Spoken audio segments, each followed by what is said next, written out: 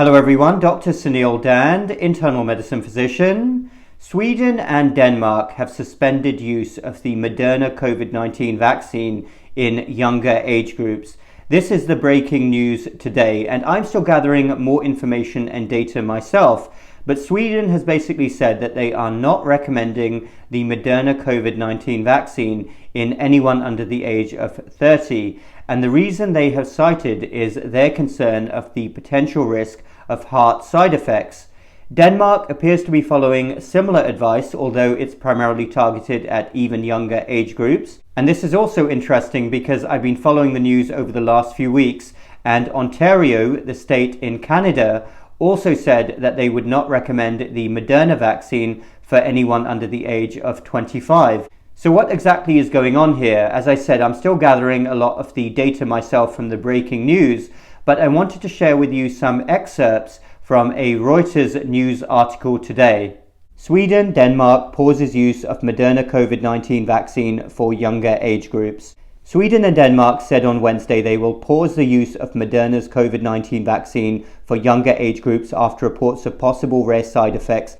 The Swedish health agency said it would pause using the shot for people born in 1991 and later, as data pointed to an increased risk of myocarditis and pericarditis among youths and young adults that had been vaccinated. Those conditions involve an inflammation of the heart or its lining. As far as medical terminology goes, myocarditis is inflammation of the heart, and pericarditis is inflammation of the heart lining. The connection is especially clear when it comes to Moderna's vaccine Spikevax, especially after the second dose, the health agency said in a statement, adding the risk of being affected was very small. Denmark said that while it was already using the Pfizer vaccine as the main option for people aged 12 to 17, it had decided to pause giving the Moderna vaccine to people below 18 according to a precautionary principle. In the preliminary data, there is a suspicion of an increased risk of heart inflammation when vaccinated with Moderna, the Danish health authority said. It referred to data from a yet unpublished Nordic study, which would now be sent to the European Medicines Agency for further assessment. Final data was expected within a month, it added. I am very curious to see the final data from that Nordic study when it is released. Sweden and Denmark said they now recommended the Comirnaty vaccine, which is the new name for the Pfizer vaccine. Norway also recommends the Comirnaty vaccine to minors and said on Wednesday that it was reiterating this. Men under the age of 30 should also consider choosing Comirnaty when they get vaccinated, said the head of infection control at the Norwegian Institute of Public Health. A Finnish health official said Finland expected to publish a decision on Thursday. Then I went back and looked at the same article a couple of hours later, and there were a few more paragraphs added to it, and I'm going to read you some of these. A Moderna spokesperson said in an email the company was aware of the decisions by regulators in Denmark and Sweden to pause the use of its vaccine in younger individuals because of the rare risk of myocarditis and/or pericarditis. These are typically mild cases and individuals tend to recover within a short time following standard treatment and rest. The risk of myocarditis is substantially increased for those who contract COVID-19, and vaccination is the best way to protect against this, said the spokesperson. According to one US study that has yet to undergo peer review, young males under 20 are up to 6 times more likely to develop myocarditis after contracting COVID-19 than those who have been vaccinated.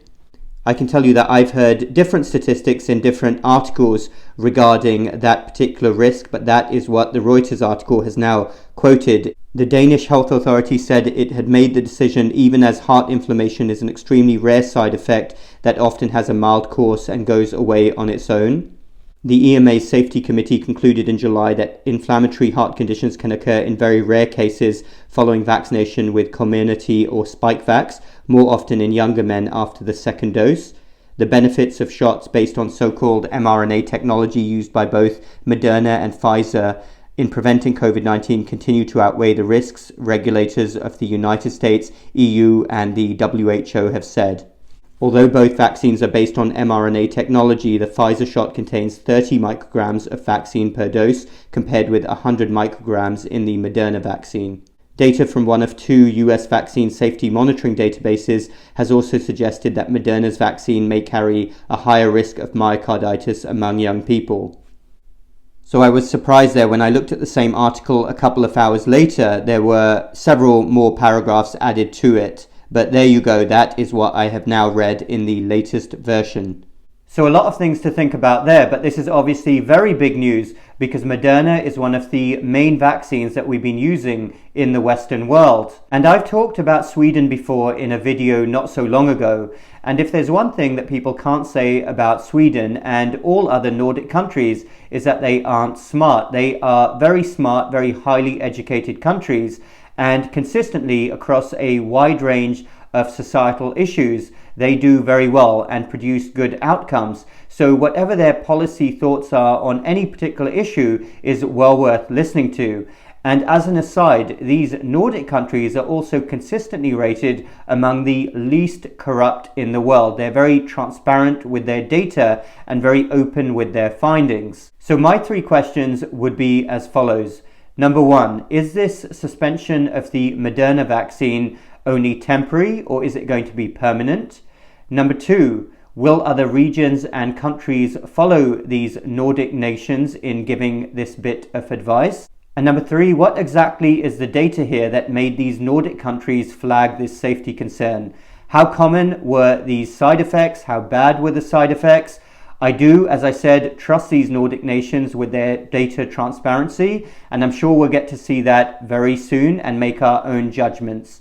Thanks everyone for listening. Dr. Suneel Dhand, MedStoic Lifestyle Medicine. We'll speak again next time.